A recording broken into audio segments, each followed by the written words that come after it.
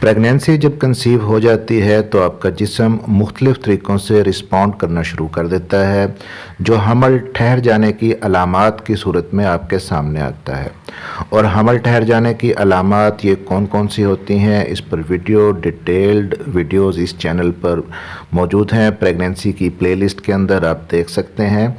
आज हम सिर्फ़ और सिर्फ एक सिम्टम, एक स्पेसिफ़िक अलामत पर बात करेंगे और वो है मॉर्निंग सिकनेस, यानी उल्टी मतली का होना। प्रेगनेंसी के शुरुआती दिनों में उल्टी मतली होना, इसको तकरीबन हर कल्चर के अंदर एक ख़ास और जानी पहचानी अलामत समझा जाता है हमल ठहरने की। लेकिन ज़रूरी नहीं है कि सब ख़वातीन के अंदर प्रेग्नेंट होते वक्त उल्टी मतली लाजमी हो।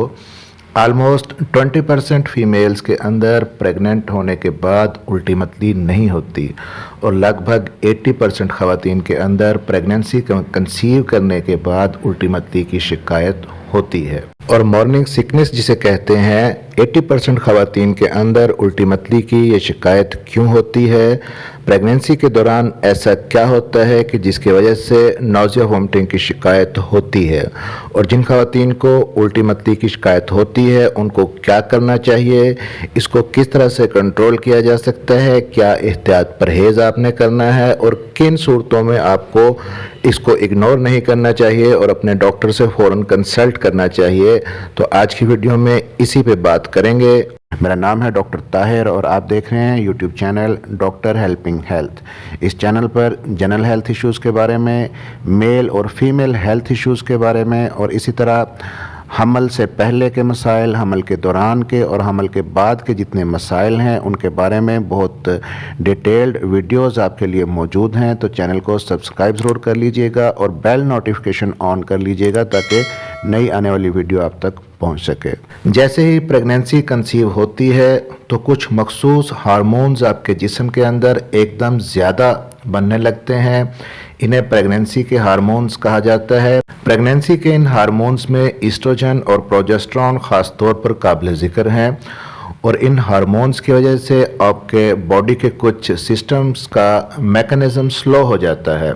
जो गैस्ट्रोइंटेस्टाइनल ट्रैक है, यानी हाजमे का जो निज़ाम है, मैदा, अंतड़ियाँ वगैरह, इन हार्मोन्स की वजह से इनकी मूवमेंट स्लो डाउन हो जाती है, जिसकी वजह से एसिड ज़्यादा देर मैदे में रुका रहता है, तेज़ाबियत बढ़ जाती है और रिफ्लक्स पैदा होता है, जिसके नतीजे में उल्टी आती है।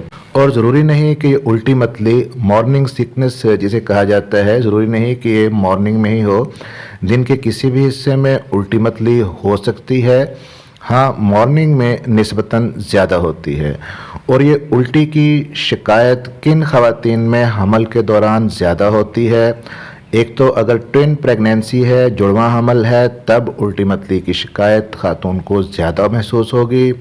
इसके अलावा अगर पहले से कोई फैमिली हिस्ट्री है, यानी फैमिली में दूसरे लोगों को भी प्रेगनेंसी के दौरान उल्टी मतली की शिकायत होती थी, तो ज़्यादा चांसेस हैं कि आपके अंदर भी उल्टी मतली की शिकायत होगी।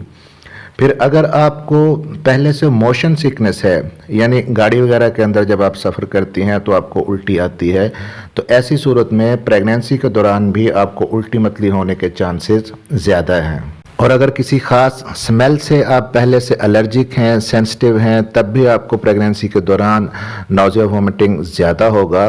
और प्रेगनेंसी के 9वें हफ्ते से लेकर 13वें हफ्ते तक मैक्सिमम चांसेस होते हैं उल्टी मतली के ज़्यादा होने के। अब इस उल्टी को, वोमिटिंग को, जो प्रेगनेंसी के अंदर आपको होती है, अगर होती है तो इसको ठीक कैसे किया जा सकता है, इसका क्या हल है? सबसे पहले तो आप जानते हैं कि अगर आपको उल्टी मतली ज़्यादा होगी तो आपके अंदर पानी की और इलेक्ट्रोलाइट्स की कमी हो जाएगी, आपके जिस्म के अंदर डिहाइड्रेशन हो जाएगी। तो पानी की और साल्ट की कमी को पूरा आपने करना है। अगर आप फील करती हैं कि आपको उल्टी मतली होने की वजह से चक्कर महसूस होने लगते हैं, सर घूमने लगता है, आपका ब्लड प्रेशर लो हो जाता है, आपको कमज़ोरी और नकाहत महसूस होती है, तो इट मीन्स कि आपके अंदर डिहाइड्रेशन हो रही है, पानी और नमकियात की कमी आपके अंदर हो रही है। तो ऐसी सूरत में डॉक्टर के पास पहुंचने से पहले आप फ़ौरन से ORS जो है वो शुरू कर दें। ORS बनाकर आप अपने पास रख लें और वक्फे वक्फे से पीती रहें। एकदम 1-2 गिलास इकट्ठे ना पिएं, इससे फ़ौरन उल्टी आएगी। تھوڑا تھوڑا کر کے ORS آپ لیتی رہیں۔ تو بیسیکلی آپ نے اپنے فلوئڈ انٹیک کو بڑھانا ہے۔ پھر آپ صبح کے ٹائم جب اٹھتی ہیں، اٹھنے سے پہلے آپ اپنے بیڈ سائڈ پہ کوئی ڈرائی ٹوسٹ یا کیک وغیرہ یا بسکٹ وغیرہ رکھ لیں، اور صبح بستر سے اٹھنے سے پہلے آپ تھوڑا سا یہ ٹوسٹ یا کیک وغیرہ کھا لیں، کیونکہ کاربوہائیڈریٹس کا بھی ارلی مارننگ اگر لیں آپ تو ان کا بھی رول ہے الٹی متلی کو کم کرنے میں۔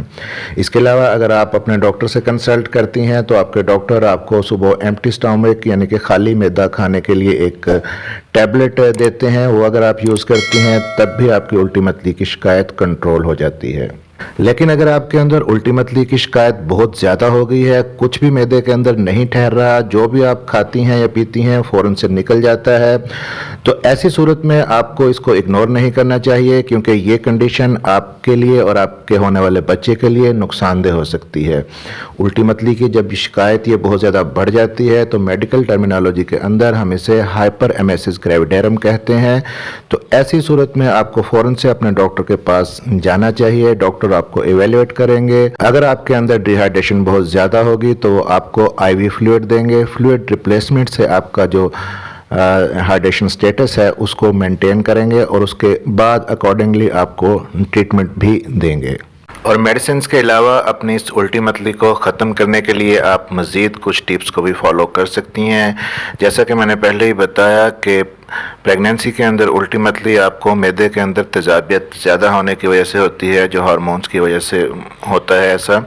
تو ایسی صورت میں آپ کو چاہیے کہ آپ بہت زیادہ آئلی چیزیں، چٹپٹی چیزیں، جنک فوڈ اور فاسٹ فوڈ بالکل بھی استعمال نہ کریں، کیونکہ یہ ایک تو پریگنینسی کے شروع ہوتے ہی آپ کو اپنی خوراک کا خاص طور پر خیال رکھنا چاہیے۔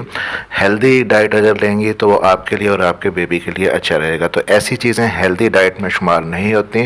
اور دوسرا، اس طرح کا جنک فوڈ کھانے سے آپ کے اسٹومک کے اندر ایسیڈیٹی زیادہ ہوگی اور آپ کو الٹی متلی کی شکایت بھی زیادہ ہوگی۔ اس قسم کی خوراک کی بجائے آپ فروٹس لیں اور فریش جوسز آپ زیادہ سے زیادہ استعمال کریں۔ اور دوسرا جو ٹپ ہے وہ یہ کہ آپ اپنے کھانے کو اسمال پورشنز میں ڈیوائڈ کر سکتی ہیں۔ اگر آپ کو مارننگ سکنس کی شکایت ہے تو ایک دم پیٹ بھر کے کھانا کھانے کی بجائے 5 سے 6 سرونگز میں آپ اپنے کھانے کو ڈیوائڈ کر لیں، وقفے وقفے سے کھائیں لیکن تھوڑا کھائیں۔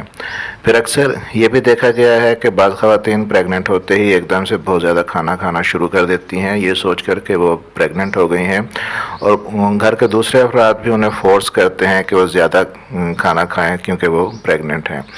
تو یہ چیز بھی الٹی متلی کو بڑھا سکتی ہے۔ یاد رکھیں کہ پریگنینسی کے شروع کے دنوں میں you don't need to eat for 2، ابھی کیلورک ریکوائرمنٹ آپ کی اتنی زیادہ نہیں بڑھی ہوتی کہ آپ کو 2 لوگوں کے لیے کھانا کھانا پڑے۔ تو بہت شدید الٹی متلی پریگنینسی کے دوران اگر پرسسٹنٹلی رہتی ہے تو آپ کو اگنور کرنے کی بجائے فوراً اپنے ڈاکٹر سے کنسلٹ کرنا چاہیے۔ تو چینل کو سبسکرائب ضرور کر لیجئے گا اور بیل آئیکن کو دبا کر آل پر پریس کر لیجئے تاکہ نئی آنے والی ویڈیو بآسانی آپ تک پہنچ سکے۔ ملتے ہیں اگلی کسی ویڈیو میں، تب تک کے لیے اپنا خیال رکھیے گا۔